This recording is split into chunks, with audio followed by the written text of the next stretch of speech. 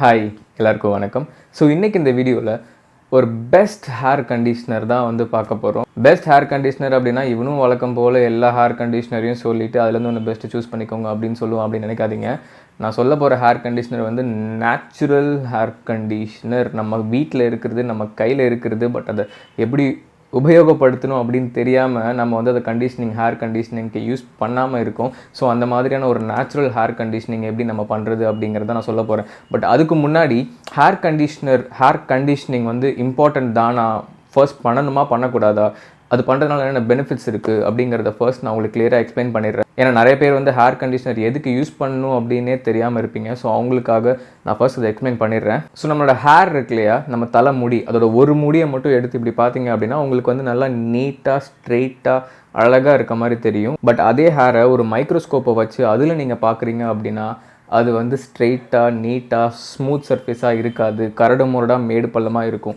So அந்த ஹேரோட அவுட்ரு surface கரடு முரடாக இருக்கு இல்லையா, இது வந்து ஹேர் கியூட்டிக்கல் அப்படின்னு சொல்லுவாங்க.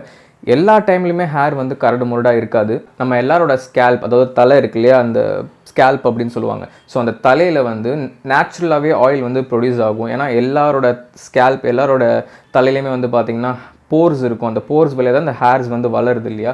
ஸோ அதே போர்ஸ் வழியாக தான் ஸ்வெட்டு, அதாவது வேர்வையும் வெளியே வரும். அண்ட் ஆல்சோ சீபம் அப்படின்னு சொல்லக்கூடிய நேச்சுரல் ஆயிலும் வந்து வெளியே வந்து ப்ரொடியூஸ் ஆகும். உங்கள் ஹேரை வந்து நேச்சுரலாகவே ஒரு ஷைன் அண்ட் ஒரு நரிஷ்மெண்ட் கொடுக்கறதுக்காக. ஹேர் வாஷ் பண்ணிட்டு வந்ததுக்கப்புறம் நிறையா கெமிக்கல்ஸ் இருக்க, டிட்டர்ஜென்ட் இருக்க ஹேர் ஷாம்பு தான் நிறையா இப்போ மார்க்கெட்டில் இருக்குது. அதை தான் நம்ம யூஸ் பண்ணிட்டு இருக்கோம். அப்படி உங்கள் ஹேரில் இருக்க நேச்சுரல் ஆயில் எல்லாமே ஷாம்பு யூஸ் பண்ணி வாஷ் பண்ணதுக்கப்புறம் எடுத்துருச்சு, சுத்தமாக ஹேரில் நேச்சுரல் ஆயிலே இல்லை அப்படின்னா என்ன ஆகும்னு கேட்டிங்கன்னா, ஸோ உங்கள் ஹேரோட கியூட்டிக்கல், அதாவது இந்த அவுட்டர் லேயர் இருக்கு இல்லையா, ஸோ இந்த அவுட்டர் லேயர் வந்து பார்த்தீங்கன்னா பயங்கரமாக டேமேஜ் ஆகிருக்கும். கரடு முரடாக பார்க்கவே கொடூரமாக இருக்கும் நீங்கள் மைக்ரோஸ்கோப்பில் பார்த்தீங்க அப்படின்னா. ஸோ அந்த மாதிரி ரொம்ப மோசமாக கரடு முரடாக இருக்கிற ஹேர்ஸை வந்து ஒரு ஹேர் வந்து டேமேஜ்டு ஹேர் அப்படின்னு சொல்லுவாங்க.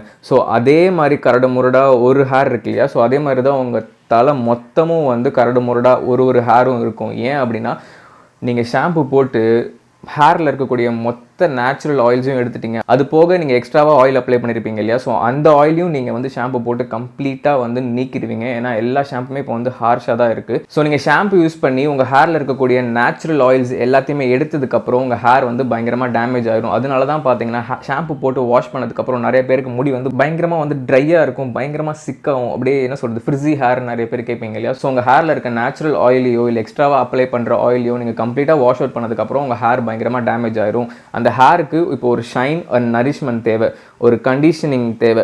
ஸோ அதனால தான் வந்து கண்டிஷனர் அப்ளை பண்ண சொல்லி நிறைய பேர் வந்து சொல்கிறாங்க. ஹேர் வாஷ் பண்ணதுக்கு அப்புறமா, ஷாம்பு யூஸ் பண்ணதுக்கு அப்புறமா வந்து கண்டிஷனர் அப்ளை பண்ணுங்க அப்படின்ற மாதிரி சொல்கிறாங்க.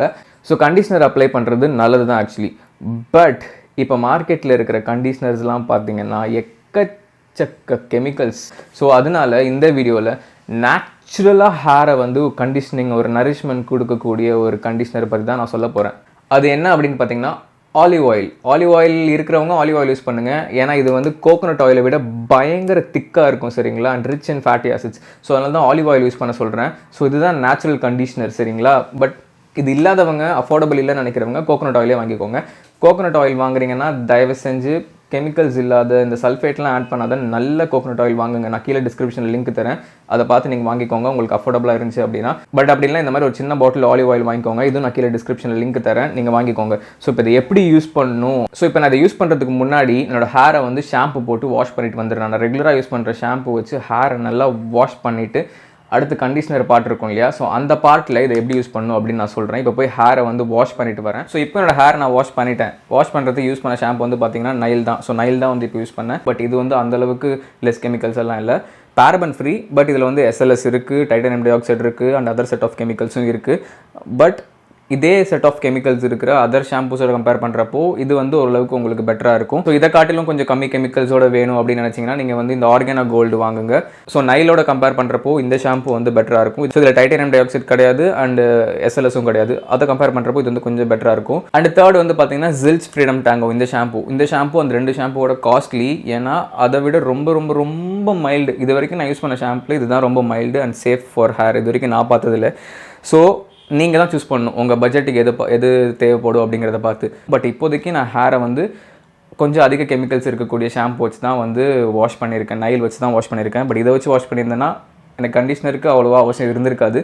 ஸோ கொஞ்சம் சேஃபான ஷாம்பு இது. ஸோ நைல் வந்து யூஸ்வலாக வந்து நான் ஒரு டைம் வாஷ் பண்ணாலே பார்த்தீங்கன்னா ஹேரில் இருக்கக்கூடிய நேச்சுரல் ஆயில்ஸ் எல்லாத்தையுமே எடுத்துரும். இப்போ நான் வாஷ் பண்ணிட்டு வந்திருக்கேன் இல்லையா, இப்போ நான் எப்படி இருக்குது அப்படின்னு உங்களுக்கு காமிக்கிறேன்.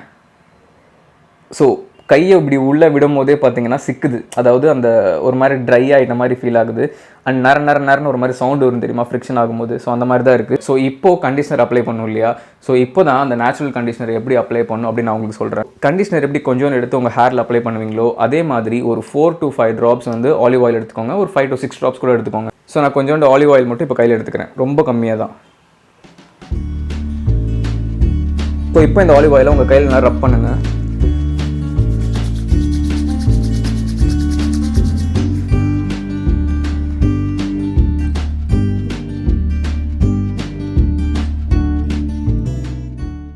ஸோ நான் ரொம்ப கம்மியாக தான் எடுத்தேன், 6 to 7 ட்ராப்ஸ் தான் வந்திருக்கும் அதில். அதுவுமே வந்து பார்த்தீங்கன்னா ஸ்கேல்ப்லாம் வந்து அப்ளை பண்ணல, ஆயில் அப்ளை பண்ணுற மாதிரிலாம். ஜஸ்ட் கண்டிஷனர் நம்ம ஹேருக்கு எப்படி அப்ளை பண்ணுவோம் அந்த மாதிரி வந்து இப்போ அப்ளை பண்ணியிருக்கேன், அவ்வளோதான். ஸோ இப்போது நான் கண்டிஷனிங் பண்ணிட்டேன் இல்லையா, ஸோ இப்போது அந்த ஹேருக்கு ஒரு நல்ல நரிஷ்மெண்ட் கிடச்சிருக்கும். ட்ரை ஆகி டேமேஜ் ஆகிருந்த ஹேர் எல்லாத்துக்கும் ஒரு கம்ப்ளீட் ஷைன் அண்ட் நரிஷ்மெண்ட் வந்து கிடச்சிருக்கும். ஸோ தட் ஹேர் வந்து நல்ல கண்டிஷன் ஆகிருக்கும். ஸோ இப்போ நான் ஹேர் வந்து வாஷ் பண்ணிவிட்டு வரேன். ஷாம்புலாம் எதுவும் இல்லை, ஜஸ்ட் வாட்டரில் கண்டிஷனர் அப்ளை பண்ணதுக்கப்புறம் எப்படி ஜஸ்ட் வாட்டரை வச்சு வாஷ் பண்ணுமோ அதே மாதிரி வந்து வாஷ் பண்ணிட்டு வர போகிறேன். பட் எந்த கெமிக்கலும் இல்லாத நேச்சுரல் கண்டிஷனர் நான் அப்ளை பண்ணியிருக்கேன். ஸோ இப்போ நான் ஹேரை வந்து வாஷ் பண்ணிட்டு வரேன். ஸோ இப்போ ஹேர் வந்து வாஷ் பண்ணியாச்சு. எஸ், இப்போ ஹேர் வந்து ஈரமாக தான் இருக்குது, பட் செம்ம ஸ்மூத்தாக இருக்குது. ஸோ இதுதான் வந்து நேச்சுரல் கண்டிஷனிங். ஸோ இப்போ ஹேர் ட்ரையும் பண்ணிவிட்டு நான் உங்களுக்கு காமிக்கிறேன்.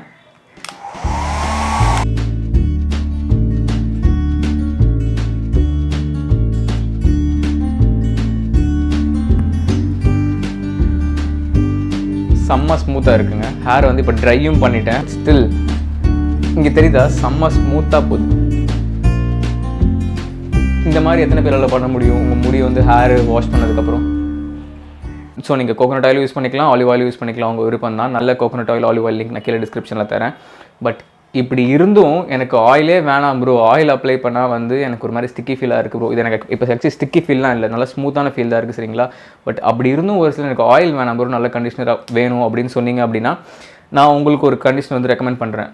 இது வரைக்கும் நான் யூஸ் பண்ண கண்டிஷனரில் அதான் பெஸ்ட்டு. ஏன்னா நான் வாவ் யூஸ் பண்ணியிருக்கேன், மாமா எர்த் யூஸ் பண்ணியிருக்கேன், லைக் ஆர்கானா கோல்டு அதுவுமே இருந்து யூஸ் பண்ணியிருக்கேன். அப்புறமா வந்து பார்த்தீங்கன்னா பேண்டீனு, டவ், எல்லா பிராண்ட்ஸோட கண்டிஷனர்ஸும் நான் யூஸ் பண்ணியிருக்கேன். ஸோ இது வரைக்கும் நான் யூஸ் பண்ணதில் ரொம்ப மைல்ட் அண்ட் சேஃபான கண்டிஷனர் அப்படின்னு பார்த்தீங்கன்னா இந்த ஜில்ச்சோட கண்டிஷனர் தான். பட் இது வந்து செம்ம காஸ்ட்லிங்க, 650 ரூபா கிட்ட வரும் இந்த கண்டிஷனர், சரிங்களா? அதோட ஸ்மெல் வந்து பார்த்தீங்கன்னா எந்த ஆர்டிஃபிஷியல் ஃப்ரேக்ரன்ஸ் இருக்காது. சோம்பு தெரியுமா, அதாவது சீரகம் சோம்புலாம் சொல்லுவாங்க இல்லையா, ஸோ அந்த சோம்போட ஸ்மெல் தான் வந்து இதில் வரும். ஸோ எனக்கு ரொம்ப பிடிச்ச ஒரு கண்டிஷனர். அண்ட் இது வரைக்கும் நான் யூஸ் பண்ணதிலே பெஸ்ட் கண்டிஷனர்னால் வந்து இதுதான். பட் இது காஸ்ட்லியாக இருக்குது. ஸோ நீங்கள் வந்து பார்த்துக்கோங்க. எனக்கு தெரிஞ்ச ஆலிவ் ஆயில், கோகோனட் ஆயிலே வந்து பெஸ்ட்டாக தான் இருக்கும். ஸோ இது உங்களுக்கு வேணும்னா தயவு செஞ்சு வாங்கிக்கோங்க. கீழே வந்து டிஸ்கிரிப்ஷன் லிங்க் தரேன். பட் இதுலேயுமே வந்து பார்த்தீங்கன்னா ஆலிவ் ஆயில் ஆட் பண்ணியிருக்காங்க, சரிங்களா? ஸோ ஆலிவ் ஆயில் வந்து இதுலேயுமே இருக்குது. ஸோ எல்லா கண்டிஷனர்லையுமே மேக்ஸிமம் வந்து ஆலிவ் ஆயில் இருக்கும். ஸோ அதனால தான் நேச்சுரல் ஆலிவ் ஆயிலை வச்சு நான் வந்து உங்களுக்கு கண்டிஷன் பண்ணி காமிச்சிட்டேன். ஸோ இந்த வீடியோ உங்களுக்கு ரொம்பவே ஹெல்ப்ஃபுல்லாக இருந்திருக்கும் நம்புறேன். ஸோ இதே மாதிரி ஒரு நல்ல வீடியோவில் உங்களை மறுபடியும் சந்திக்கிறேன். Until then, it's bye from Shadik. Stay strong, stay positive.